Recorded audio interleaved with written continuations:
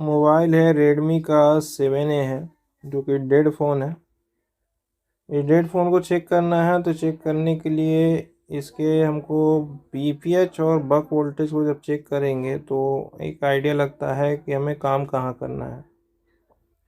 तो फिलहाल में इसका बीपीएच और बक वोल्टेज चेक करते हैं। तो पहले चार्जिंग पत्ता और डिस्प्ले ये दोनों लगा लेते हैं। डिस्प्ले नहीं लगाएंगे तो भी चलेगा, लेकिन फ्लैक्स है तो लगा लेते हैं। लगाने के बाद बैटरी हमारी चार्ज होनी चाहिए 3.7 के लगभग में। तो इसके बाद इसमें लगाएंगे चार्जर।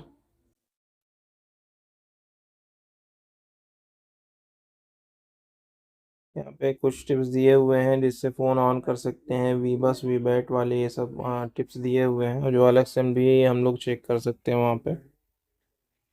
तो ये सबसे पहले हम चार्जर इंसर्ट करेंगे। चार्जर इंसर्ट करने के बाद मेन बोर्ड पे वी बस पे 5 वोल्टेज बनना चाहिए। तो जहाँ वी बस है वहाँ पे 5 वोल्टेज चेक कर लेंगे। तो यहाँ पे 5 वोल्टेज नहीं बन रहा है, यहाँ पे बन रहा है 0.3 ऐसे वोल्टेज बन रहा है। तो जो कि इतने वोल्टेज नहीं आने चाहिए, 5 वोल्टेज आने चाहिए। यहाँ पर 4.5 के ऊपर आना चाहिए। तो हो सकता है कि चार्जिंग पिन में भी इशू हो, तो एक बार देख लेते हैं।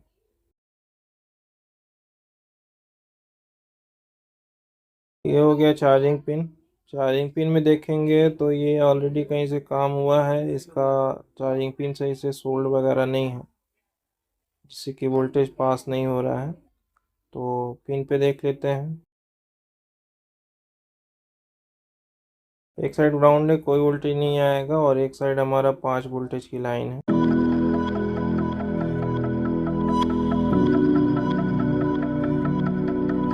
तो यहाँ पे डायरेक्ट अगर रखते हैं तो ये देखेंगे कि वोल्टेज अब बन रही है कि नहीं बन रही है। तो ये आ रहा है 2 वोल्ट के आसपास आ रहा है, जो कि ये चार्जिंग पिन खराब है। तो दोबारा चेक करते हैं।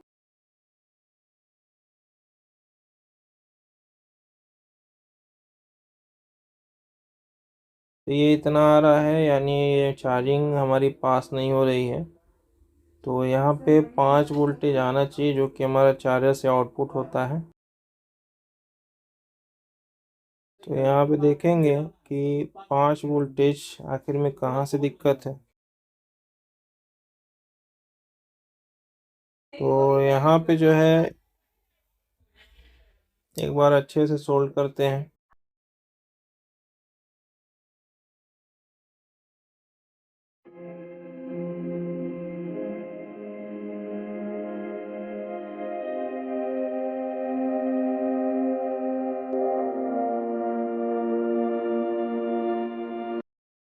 तो ये सोल्ड करने से नहीं हुआ तो नई चार्जिंग पिन इसमें डालनी पड़ी। तो चार्जिंग पिन चेंज करने के बाद 5 वोल्टेज यहाँ बन गया है। तो फिलहाल में अब हम चेक करते हैं वीपीएच वाले वोल्टेज, जो कि पावर आईसी के बगल में एक कैपेसिटर पे 5 वोल्टेज चेक करने हैं। तो वो 5 वोल्टेज एक बार देख लेते हैं कि इसके बगल में कैपेसिटर पे आ रहा है नहीं आ रहा है। तो पीपीएच बनाती है चार्जिंग आईसी, यानी कि हमारे फ़ोन में एक सेकंड पावर आईसी होती है, डीसी टू डीसी आईसी होती है। तो ये आउटपुट निकालता है, लगभग वही बैटरी वाले वोल्टेज निकालता है। बैटरी से इस आईसी पे 4 वोल्टेज आएंगे, और फिर जाके यही 4 वोल्टेज के लगभग में ये निकालता है वीपीएच लाइन पे। तो वो वाले 4 वोल्टेज आने चाहिए, तभी ये वो वीपीएच लाइन बनेगी और पावर आईसी तक जाएगा। तो ये हो गया हमारी पीएमआई आईसी। और यहाँ पे जो कॉइल है डायोड है, ये है हमारा वीपीएच के कॉइल और डायोड, जिसपे 4 वोल्टेज यानी कि सेकेंडरी लाइन इसी को बोला जाता है। तो वीपीएच के 4 वोल्टेज यहाँ पे बनने चाहिए। तो इसको भी देख लेते हैं। तो यहाँ पे जितनी हमारी बैटरी है उतना ही यहाँ पे वोल्टेज आउटपुट हो रहा है, 3.4 वोल्टेज आउटपुट हो रहा है। तो इसको आगे देखते हैं। बैटरी पे देखेंगे, जितना बैटरी पे आ रहा है उतना ही वहाँ पे भी आया। तो वी बैट हो गया हमारा प्राइमरी लाइन, अब वीपीएच हो गया हमारा सेकेंडरी लाइन, और वी बस हो गया हमारा चार्जिंग का +5 वोल्टेज। तो अब यही वोल्टेज जो है, जो यहाँ पे 3.4 आ रहा है, यही वोल्टेज हमारा पावर आईसी के बगल में जाना चाहिए, जो कि पावर आईसी को मिलेगा। उसके बाद वो एक्टिव होगा बक वोल्टेज में। बक वोल्टेज यानी कि ये पे जो बगल में कॉइल लगे उस पे हमारे बक का वोल्टेज बनने चाहिए, 0.8 0.7 इस टाइप के वोल्टेज बनने चाहिए। तो सबसे पहले जो वोल्टेज है वीपीएच के वोल्टेज हम चेक कर लेते हैं। तो वीपीएच पे देखेंगे 3.4 3.2 आ रहा है, 3.4 यहाँ भी आ रहा है। ये सारे वीपीएच वाले लाइन है जो कि वोल्टेज यहाँ पे बन रही है। तो अभी यही जो वोल्टेज है ये हमारे पावर आईसी में जाएगा। पावर आईसी में जाने के बाद ये जाएगा हमारे कॉइलों पे। कॉइलों पे देख लेते हैं 0.7 0.8 के वोल्टेज बन रहे हैं या नहीं बन रहे हैं। तो वोल्टेज हो गया। वोल्टेज को देख लेते हैं कि 0.7 बन तो रहा है, लेकिन ये फ्लैक्चुएशन हो रहा है। ये फ्लैक्चुएशन में नहीं आना चाहिए, ये बराबर आना चाहिए, मतलब कि इक्वल आना चाहिए। तो 0.3 0.7 के वोल्टेज बन रहे हैं, यानी कि पावर आईसी से जो ये बक वोल्टेज बन रही है सही से नहीं निकल रही है, इसको प्रॉपर निकलना चाहिए। तो अगर पावर आईसी निकालेंगे और चेक करेंगे, पावर आईसी निकालने के बाद जो है बॉल बना करके लगाते हैं, नहीं हुआ तो फिर आईसी को चेंज करेंगे। यहाँ पे देखते हैं।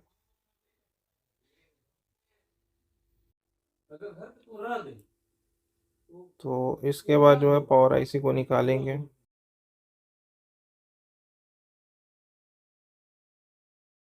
तो कभी भी मदरबोर्ड पे काम करना है, सभी कैमरे हटा देने हैं। यदि कैमरे लगे लगे अपने बोर्ड पे काम कर रहे हैं तो बोर्ड पे जब हीट पड़ेगा तो कैमरे आपके ख़राब हो सकते हैं। तो अभी आ जाते हैं अपने पावर आईसी को निकालने के लिए।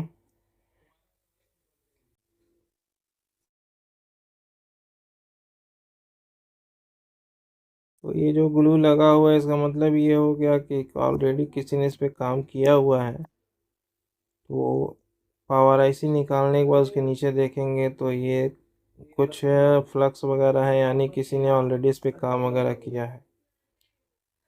तो बोर्ड को क्लीन करेंगे। बोर्ड को क्लीन करने के बाद इस पे आईसी को रिवॉल्व करके लगाएंगे।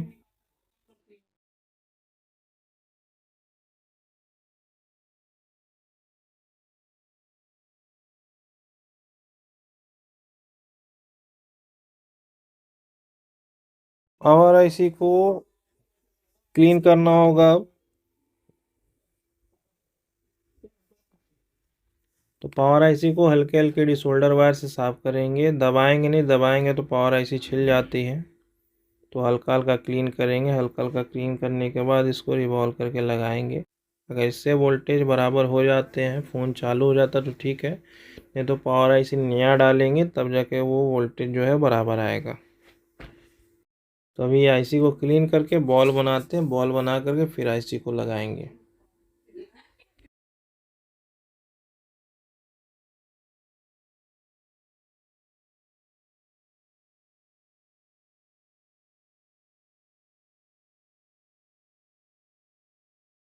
पावर आईसी बनाना है तो सेम स्टेंस की जरूरत नहीं है, आप यूनिवर्सल से भी रिवॉल्व कर सकते हैं। Power IC, audio IC, graphic IC, light IC, ये सब चीज़ें आप यूनिवर्सल में रिवॉल्व कर सकते हैं। इसके लिए सेम स्टेंस की जरूरत नहीं है। पीपीडी जो लगानी है 183 की पीपीडी यूज करेंगे। ये मांट कंपनी की पीपीडी है, तो अच्छी पीपीडी आती है। तो कभी भी बॉल बना रहे हैं हल्का फुल्का सुखा लीजिए पीपीडी को। गीली पीपीडी से डायरेक्ट बॉल ना बनाए। तो हल्का हल्का भरेंगे इसको। जहाँ पे एक बार भरा गया है वहाँ पे दोबारा नहीं भरना है। दोबारा भरेंगे नीचे इकट्ठा होगा, तो वो चीज़ें नहीं करनी होती हैं। हीट करने के बाद इस पे हीट करेंगे उसको। हीट करने के बाद यहाँ पे बॉल बनना चालू होगा। तो हीटिंग आप 350 पे रख सकते हैं, एयर 2 पे रख सकते हैं।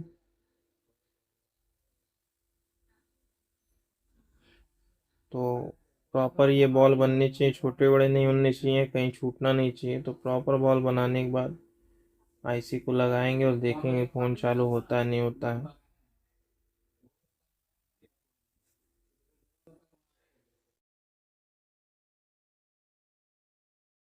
बॉल कोई भी इसमें छोटा बड़ा नहीं होना चाहिए।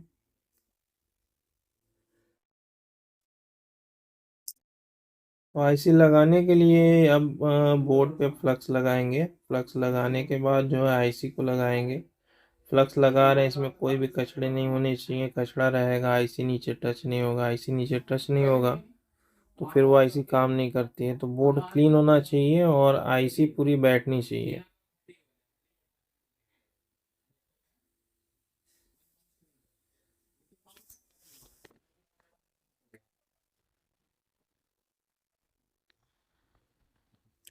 इसके बाद रखते हैं इस पे आईसी और देखते हैं कि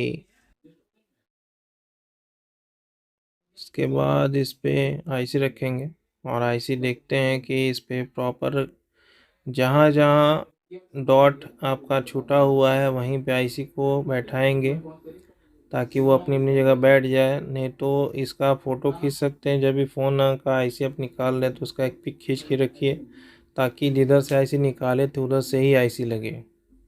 उल्टी साइड या टेढ़ी आईसी लगेगी तो आईसी काम नहीं करती है।